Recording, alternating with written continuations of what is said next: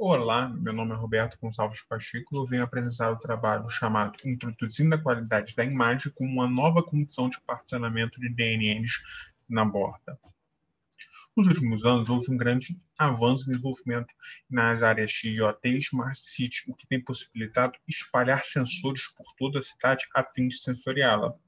No entanto, não basta só coletar esses dados, é necessário interpretá-los, é necessário detectar padrões nesse dado. Então, numa aplicação para carros inteligentes, detecção de objetos na via, é necessário que o carro colete a imagem da via e detecte se há a presença de um objeto ou não, de um pedestre ou não, para evitar acidentes. Tipicamente, essas aplicações são utilizadas redes neurais profundas, mais especificamente as redes neurais convolucionais. No entanto, uma aplicação para detectar placas de trânsito, a câmera pode capturar a placa de trânsito e a imagem coletada possui algum ruído, uma distorção, até pelo movimento do carro em si. Então, o objetivo do trabalho é mostrar que a qualidade da imagem coletada impacta a decisão de particionamento e o tempo de inferência em DNNs com saídas antecipadas. Vamos ver o que é esse particionamento. A proposta de particionar uma rede está relacionada, consiste em processar uma parte das redes neurais na borda da rede, enquanto uma outra parte é processada remotamente no servidor na nuvem. Dessa forma, os fatores que influenciam o particionamento de DNNs são o tempo de processamento na borda na nuvem e o tempo de comunicação para enviar os dados da borda à nuvem. Nessa proposta, há uma dependência das condições da infraestrutura de rede entre a borda e a nuvem. Uma infraestrutura de rede que esteja com muita latência pode inviabilizar diversas aplicações, inclusive a aplicação de carros inteligentes. Uma solução é que algumas amostras serem classificadas localmente, já no dispositivo em borda. Então, essa proposta se chama DNNs com saídas antecipadas, que consiste em uma DN tradicional, porém insere-se ramos laterais nas suas camadas intermediárias, a fim de que algumas amostras que já atinjam um critério de confiança sejam classificadas já nas camadas intermediárias, nesses ramos laterais. Dessa forma, a contribuição do trabalho vai ver que imagens com alta distorção impacta tanto o tempo de diferença e a acurácia e pode alterar a decisão de particionamento da rede. Para verificar esse comportamento, utilizamos um dataset de imagem composto de imagens de cães e cachorros, o que não é uma tarefa difícil, mas é uma tarefa para avaliar o respectivo problema. Nesse experimento, avaliamos os 3 cenários de avaliação: um processamento exclusivamente na borda, no qual todas as camadas neurais é processado no dispositivo em borda, um cenário de processamento exclusivamente na nuvem, onde todas as camadas neurais são processadas na nuvem, e um cenário de processamento com particionamento como descrito. No cenário de processamento na borda, utilizamos uma Base Squeeze Net, que consiste numa Squeeze Net, que é uma rede neural mais leve, que possibilita ser implementada em dispositivos IoT como o Raspberry, o qual é utilizado nesse trabalho, e possui um desempenho semelhante com o desempenho da AlexNet, que é uma rede tradicional para avaliação de benchmarks em visão computacional. Além disso, inserimos 2 ramos laterais próximo da sua camada de entrada. Nesse trabalho, utilizamos o Raspberry para implementar essa rede, a BiscuitNet, como dispositivo na borda.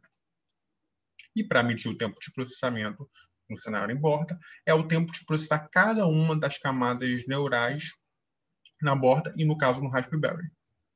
Certo? E agora vamos avaliar o cenário de processamento na nuvem. Implementamos a AlexNet, que é uma rede tradicional, como já dito, mas repare que não há saídas antecipadas, já que a economia de classificar antecipadamente as amostras num servidor em nuvem é negligenciável. E para emular os recursos computacionais no servidor em nuvem, utilizamos a plataforma do Google chamada Google Colab, que provê recursos computacionais para aplicações Machine and Deep Learning.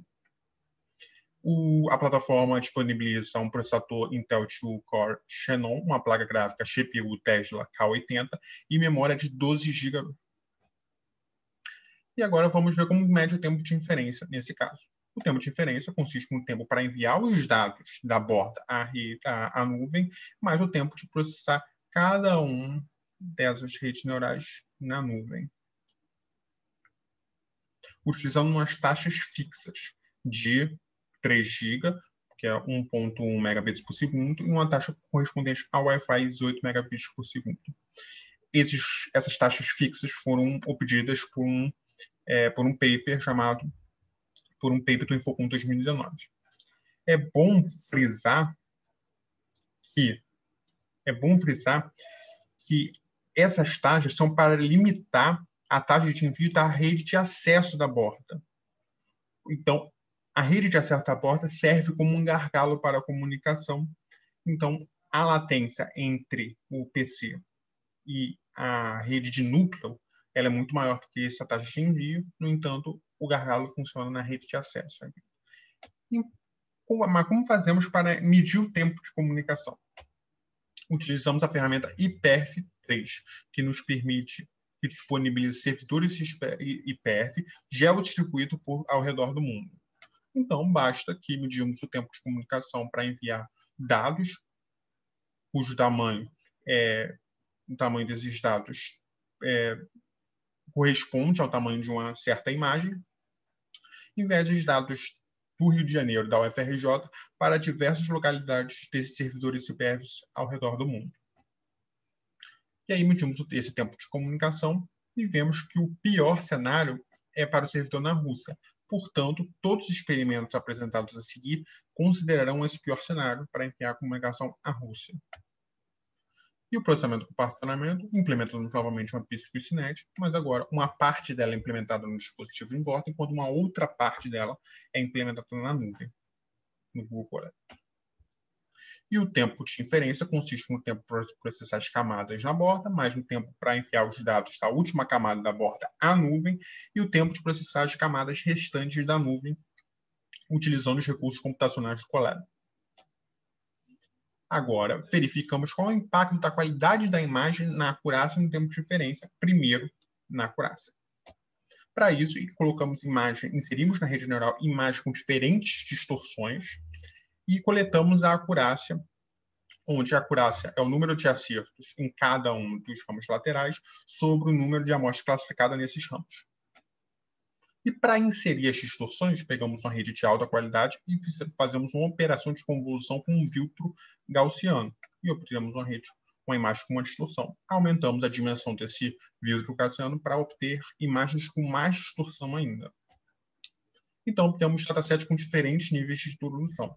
Implementamos a distorção chamada blur, que permite atenuar as arestas e os contornos das imagens, que está relacionada à capacidade de mover o movimento da câmera, que pode embaçar a imagem.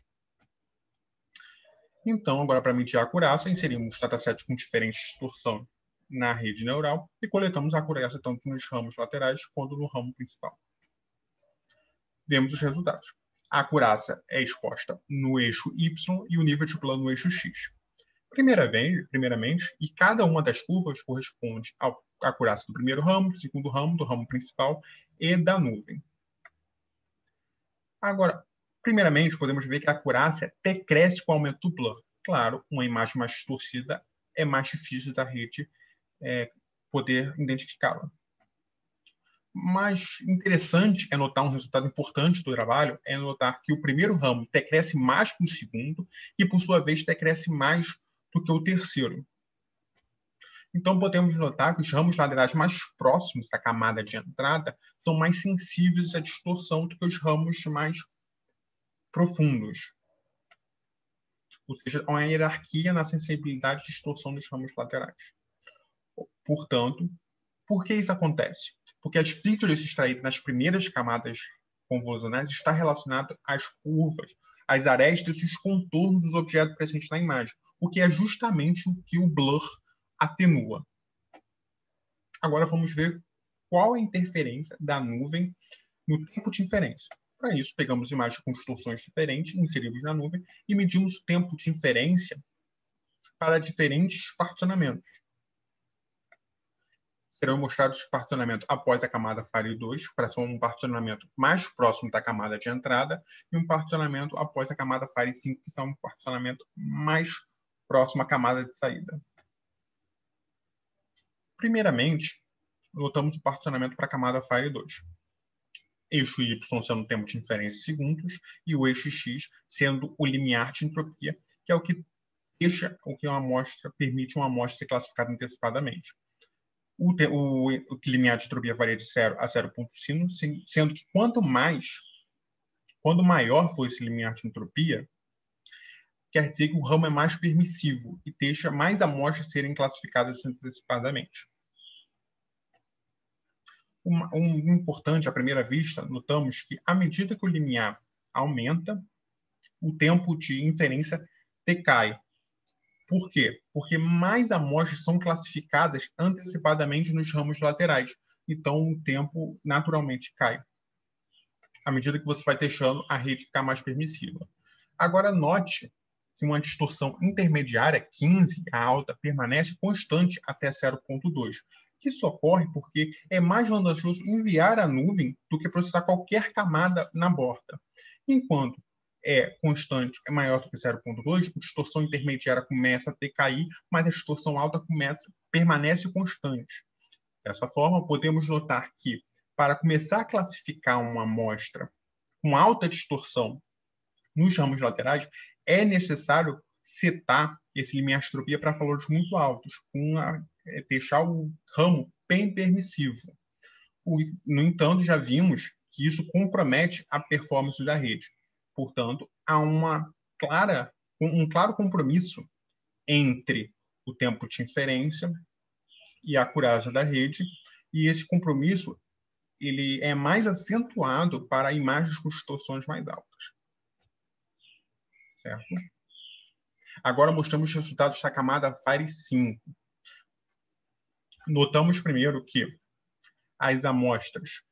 notamos que as curvas estão todas considerando que o ramo é pouco permissível, ou seja, o limiar de entropia com valores baixos, as curvas são superiores à curva constante, que é o cenário com processamento somente na nuvem. Dessa forma, é sempre mais vantajoso processar na nuvem, para todas as qualidades. No entanto, à medida que consideramos o ramo cada vez mais permissivo, podemos notar que, no valor de 0,35, uma amostra com zero distorção, uma amostra de alta qualidade, é melhor particionar na camada Fire 5, enquanto uma amostra de alta distorção ela deve ser mandada para a nuvem, já que o ponto dela está superior à constante referente ao processamento exclusivamente na nuvem. Dessa forma, a qualidade da imagem afetou o particionamento, já que uma imagem com pouca distorção é melhor particionar na camada Fire 5, enquanto uma imagem com muita distorção é necessariamente melhor processar exclusivamente na nuvem. Conclusões. Dessa forma, o trabalho mostrou que os ramos mais próximos à entrada são mais sensíveis à distorção e que há uma hierarquia de sensibilidade em relação à distorção do blur nos ramos laterais. Segundo, a qualidade da imagem impactou tanto o tempo de inferência quanto a acurácia. E, portanto, impactou a decisão de particionamento, já que imagens com distorções diferentes diferem em diferentes estratégias de particionamento, enquanto uma é mais vantajoso particionar, outra é mais vantajoso enviar para a nuvem. Como trabalhos futuros, pretendemos implementar distorções reais, tanto chuva quanto neblina, e desenvolver um método de otimização que ajuste esse limiar para atender um compromisso entre acurácia e tempo de inferência. Agradeço a todos. Essa foi a minha apresentação do trabalho.